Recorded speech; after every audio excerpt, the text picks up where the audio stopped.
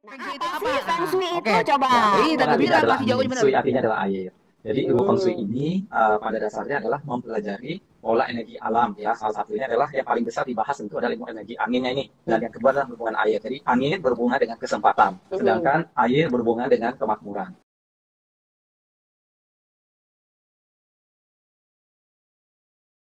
Di dalam satu kehidupan kita pasti membutuhkan energi angin dan energi air ini ya. Contohnya kita butuh Hmm. oksigen dari Hmm. angin ini, kemudian kita juga butuh air untuk minum, untuk hidrasi tubuh dan sebagainya. Jadi di Hmm. mana ada kehidupan pasti membutuhkan oksigen atau angin dan juga air. Dalam Ah, konteks fungsi betul. sendiri, kita lebih fokus kepada menggunakan energi alam ini ya. Di samping energi Hmm. angin dan air, kita juga bisa tentang energi dari sinar matahari, energi dari tanah, dan Hmm. energi yang lainnya ya, seperti kelembapan dan sebagainya. Hmm. Kalau fungsi sendiri yang benar ini adalah berhubungan dengan energi, tidak berhubungan dengan patung, objek, atau apapun itu. Oke, feng shui itu secara simpelnya adalah berhubungan dengan ilmu tata letak rumah.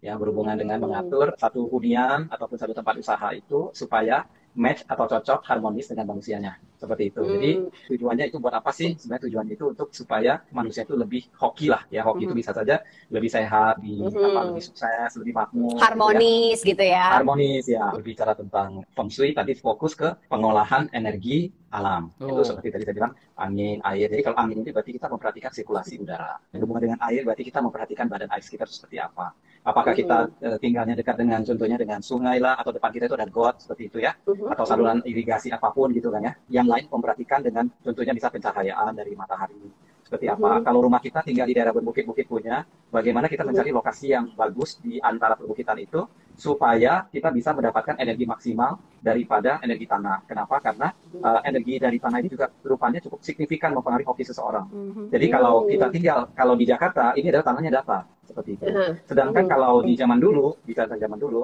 masih ada kadang yang tanahnya konturnya perbukitan begini ya, masih naik turun gitu ya. Seperti dari Hmm. atas sampai ke bawah gitu kan. Nah, Hmm. pada saat kita memperhatikan energi alam ini, maka kita tahu di mana lokasi yang bagus untuk di perbukitan ini untuk memilih lokasi yang bagus untuk kita bangun rumah atau tempat usaha Hmm. seperti itu. Oke, jadi kalau kepala kita bentuknya indah, cantik, kemudian Hmm. terawat, ini seperti atap dalam kondisi yang terawat, baik, ya berkualitas. Hmm. Oke, oke. Jadi kalau bicara atap yang baik itu atap yang kalau bisa jangan ada sudut segitiganya yang mengancam di Hmm. depan rumah. Seperti itu ya. Jadi kalau rumah kita Oh. berhadapan dengan atap yang segitiga, sudah pasti kita akan merasa terancam sama seperti seseorang melihat orang lain membawa pisau atau golok. Oleh karena Hmm. itu, energi yang berhembus dari depan rumah ke sana juga akan mengalami bentuk yang sesuai dengan bentuk yang tajam ini. Jadi angin berhembus dari depan Hmm. bangunan tetangga ke arah rumah kita juga mengikuti kontur dari atap ini. Seperti itu. Jadi atap tajam akan membawa energi Hmm. tajam ke rumah. Dan ini akan membuat energi dalam rumah Oh. tidak harmonis. Oke, Oleh karena itu, oke. rules dalam atap ini kita penting bahwa pertama bentuk atap itu harus indah, cantik, atap limas lebih disukai daripada atap pelana Hmm. ya. Atap limas itu seperti apa? Atap limas itu yang bisa dibagi oleh segi empat. Oke, jadi depannya Oke. begini landai, kiri kanan landai, belakang juga landai seperti itu ya. Jadi dibagi empat, bisa di Google untuk cari tahu. Ya, atap Aha. limas daripada atap pelana. Atap pelana itu seperti kayak duduk di punggung kuda gitu ya. Seperti gitu ya. Aha. Oke, jadi pelana. Nah, jadi kalau atap pelana ini nanti kalau depan rumah itu seperti segitiga begini aja. Nah, oleh karena itu Hmm. ini akan kurang harmonis dan kurang begitu disukai. Oke, dan Oh. atap tadi saya bilang akan melambangkan daerah kepala, bagian atas kepala. Jadi kalau mau Mahkota tahu ya, Pak satu ya? ya mahkotanya betul, indit mahkotanya. Kita tahu dari mana bahwa itu adalah bangunan bangsawan, kerajaan atau raja dibandingkan orang biasa. Tahunya dari mana? Lebih terang, lebih besar, lebih tinggi. Sebagian seperti itu. Jadi atap itu lebih bagus adalah lebih tinggi, oke, untuk menampung udara. Kemudian kedua bentuknya khusus melambangkan daripada status reputasi penggunanya. Kan kita punya atap nih. Ya, ya. Tingginya berapa kalau menurut Abang? Kalau menurut gua tingginya itu jangan terlalu tinggi juga, jangan Mm-mm. terlalu rendah juga. Tumben sih dia bener Nah, sih, siapa sih minimal dia? itu minimal setengah meter. Setengah meter Bang ya, segini ya Bang ya. Pendek ya? Nggak, mungkin benar kalau rumah ayam. Kita lihat, ini dia jawabannya Pak Julius. Setengah meter ya, oke. Baik, kalau ditanya atapnya setinggi apa, idealnya atap itu adalah setinggi bangunan kiri, kanan, dan depan. Oke, jadi kalau kita bicara tentang bangunan perumahan itu kan semua dibikin atap sama tinggi, betul kan ya? Oke, Ya. itu sudah harmonis, sejajar ya. Oke, mending sama tinggi dulu sama rendah ya. Oke, jadi kalau sana adalah kelasnya kelas pekerja, berarti sama akan menciptakan semua kelas pekerja. Kalau di sana semua adalah kelas bangsawan, berarti semua akan mendapatkan reputasi yang baik seperti itu. Karena kalau atap sama tinggi, skenario terburuk adalah atap kita lebih rendah daripada bangunan di seberang. Ini yang skenario paling buruk. Oke, Oh, gitu. jadi paling ya kenapa? Karena depan bangunan ini berbicara tentang kesempatan, berbicara tentang kompetisi. Ya kalau zaman dulu itu kalau seperti ini raja, di sono raja, ini seperti kita lagi berperang. Jadi pada saat kita berperang, kita ingin posisi kita lebih kuat, lebih hebat, lebih besar. Kalau atap yang lebih tinggi otomatis akan lebih menang kompetisi daripada atap yang di seberangnya. Kalau bisa juga kiri kanan juga seimbang kalau bisa ya, dengan atap tetangga kiri yang dengan atap tetangga kanan. Nah, belakang boleh tinggi ya. Atap yang belakang kita itu misalnya kita ada bangunan, bisa bangunan kita 2 lantai, oke? Ya, ini di belakang kita boleh saja ada bangunan yang atap 3 lantai, nggak masalah seperti itu ya, tentunya atap belakang gitu ya. Terus yang samping kiri bisa 2 lantai, samping kanan juga 2 lantai. Tetapi yang idealnya yang depan kita ini adalah kalau tidak sama lantainya 2 ya, mungkin 1 lantai is the best atau sama sekali kosong. Aku paling pusing kalau pakar feng shui-nya kayak gini. Please, Pak Julius jawab. Jangan salah, gue ini makan gue sehari-hari ya. Feng shui makanan sehari-hari. Pagi, siang, sore, malam. Emang feng shui apaan sih, Bang? Nah ini, feng shui itu ada asal-muasalnya. Kok bisa dimakan pagi, siang, sore, Bang? Ini ada. Apa tuh, Bang? Pertama-tama dicabut, kedua diparut. Waduh, dicabut, diparut, ketiga. Dalamnya tahan oncom. Jadi feng shui itu sambal tutuk ojok, Bang. Tombro. Abang nih bener banget jawabannya loh. Kita lihat ini dia jawabannya, apakah variasi apa ada peruntungan dengan rumah tangga? Pak Julius, tolong dijawab. Nah, kalau mau tahu ketinggian atap yang menguntungkan laki-laki ataupun tidak merugikan wanita, maka atap satu bangunan itu, let's say misalnya ruko atapnya kan dak kan rata gitu kan ya. Bagian atapnya ruko kan biasa tanpa atap gitu ya, dak rata. Yang rata punya biasanya akan menguntungkan kedua belah pihak, tidak merugikan salah satu pihak. Nah, sekarang kita fokus di bangunan kita dulu ya. Bangunan kita sendiri kan pasti punya atap, benar kan ya? Pastikan kalau Anda di Pulau Jawa, dari dalam rumah melihat keluar, saya ulang, dari dalam rumah melihat keluar, pastikan atap di atasnya kita ini jangan area kirinya lebih tinggi. Oke? Jadi kalau Bapak Ibu, nah, lokasi rumahnya di belahan bumi selatan, di bawah garis tropis, di bawah garis ekuator. Area kiri atapnya jangan lebih tinggi daripada area sebelah kanan. Oke?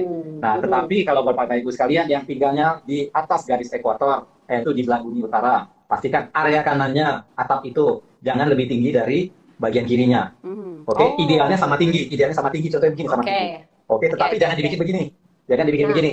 Ya, kalau area yang tinggi ini adalah misalnya di Medan ya. Kalau area sini lebih tinggi, adalah area kanan lebih tinggi, ini kalau di belahan bumi utara Medan, maka yang terjadi adalah wanitanya lebih berkuasa dalam rumah, karir laki-laki akan jelek, income laki-laki akan jelek. Oke? Ya, tetapi saya balik skenarionya. Sekarang misalnya buat Bapak Ibu tinggal di Jakarta atau misalnya tinggal di Surabaya, di belahan bumi selatan, area kiri ini lebih tinggi daripada atap yang sebelah kanan, misalnya begini bikinnya ya.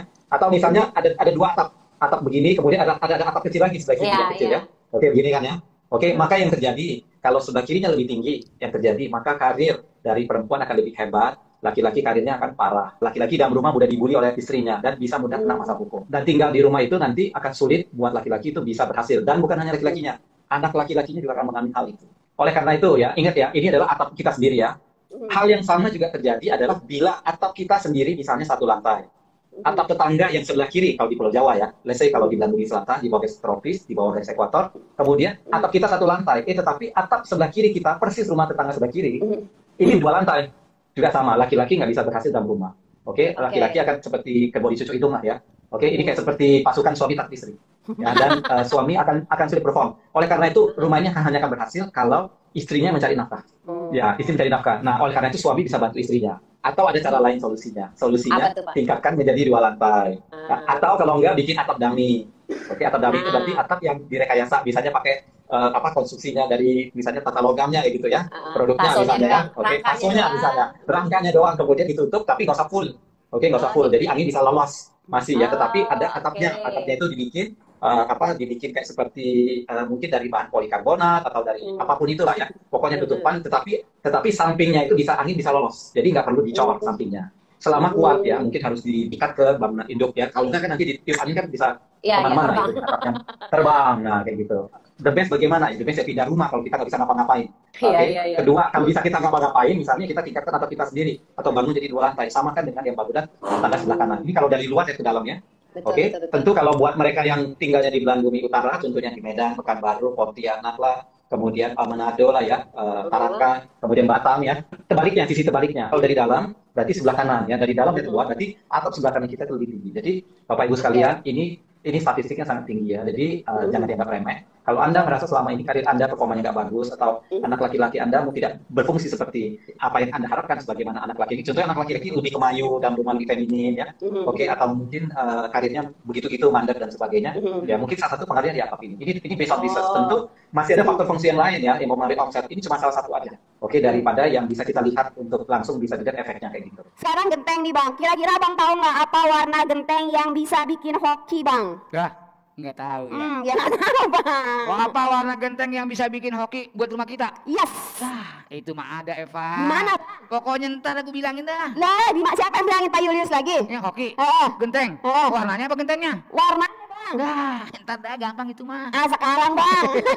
Apa masih pura-pura aja deh? Ini kan pertanyaan, masih gua unjukin. Langsung aja deh jawabannya, silakan Pak Julius. Apa sih warna genteng yang bisa bikin hoki? Warnanya kuning. Oke, kita lihat ya Bang, apakah kuning? Silakan Pak Julius. Warna genteng yang hoki itu yang mana sih? Biar saya buka sedikit rahasianya ya. Kalau buat Anda yang hadapnya ke arah timur, ya genteng yang bagus itu adalah yang warnanya biru dan hijau. Ya, kalau nggak biru berarti abu-abu atau hitam. Hitam mungkin serem kali, abu-abu mungkin ya. Abu-abu. Oke. Nah, warna gentengnya ya, ingat ya, bukan warna tembok di rumahnya. Saya nggak bicara warna tembok, itu nggak bisa. Topiknya genteng nih, oke. Buat bangunan yang hadapnya ke arah, terus khususnya di Belang Bumi Selatan, ingat Belang Bumi Selatan itu apa Eva? Yang lokasi rumahnya di bawah garis tropis, garis ekuator ya. Ya, contohnya di Pulau Jawa, misalnya bangunannya ada di Semarang misalnya. Oke. Maka area utara itu adalah unsurnya api. Nah, unsur api ini, Bapak Ibu sekalian, bisa pakai genteng yang warnanya hijau atau warnanya merah. Unsur api ini agak berbeda di Belang Bumi Utara dan Belang Bumi Selatan. Di Belang Bumi Utara ini, unsur apinya itu kebetulan dari selatan, terbaliknya dari yang Belang Bumi Selatan tadi ya. Oke, jadi saya ulang, buat Bapak Ibu sekalian yang tinggalnya di Medan, ya, di Pekanbaru, di Batam, ya, di Manado, yang terletak di atas garis ekuator rumahnya, oke, hadap api itu adalah hadap ke arah selatan. Kalau Bapak Ibu hadapnya ke arah selatan, misal lokasi rumahnya itu di Medan, maka gunakan juga sama, yaitu yang atap gentengnya warna hijau dan merah. Hadap ke arah barat. Nah, hadap ke barat sama, mau utara selatan sama ya. Tadi hadap timur juga sama, utara selatan juga sama. Hadap ke arah barat, genteng yang terbagus adalah warnanya coklat. Ya, atau warna tembaga, kan ada masih ada yang warna tembaga ya, warna kayak logam gitu ya. Nah, kayak gitu ya. Jadi ada warna logam atau metalik atau warna coklat atau warna kuning. Warna kuning agak jarang ketemu ya, kecuali sengaja mungkin ya. Partai politik tertentu dicat warna kuning. Nah, jadi itu hadap ke barat. Jadi hadap barat timur sama ya. Oke, yang berbeda adalah utara dan selatan aja. Nah, terakhir adalah buat Bapak Ibu yang rumahnya hadap ke arah unsur air. Nah, unsur air ini saya bagi dua. Belang Bumi Utara yang di atas garis ekuator, dan Belang Bumi Selatan. Nah, kalau kita bicara Pulau Jawa dulu ya. Pulau Jawa, buat Bapak Ibu yang hadapnya ke arah selatan di Pulau Jawa ini berarti mempunyai hadap unsur air. Maka genteng yang paling cocok ya adalah warnanya warna abu-abu, biru atau hitam. Oke? Ya. Kemudian rumahnya ada di area Belang Bumi Utara. Hadap air ini ada di utara. Hadapnya hadap ke arah utara, rumahnya hadap ke utara. Nah, pada saat rumah Bapak Ibu hadap ke utara, atap gentengnya yang cocok juga warna biru, ya, abu-abu atau hitam. Abu-abu itu lebih karena unsur air kayak gitu.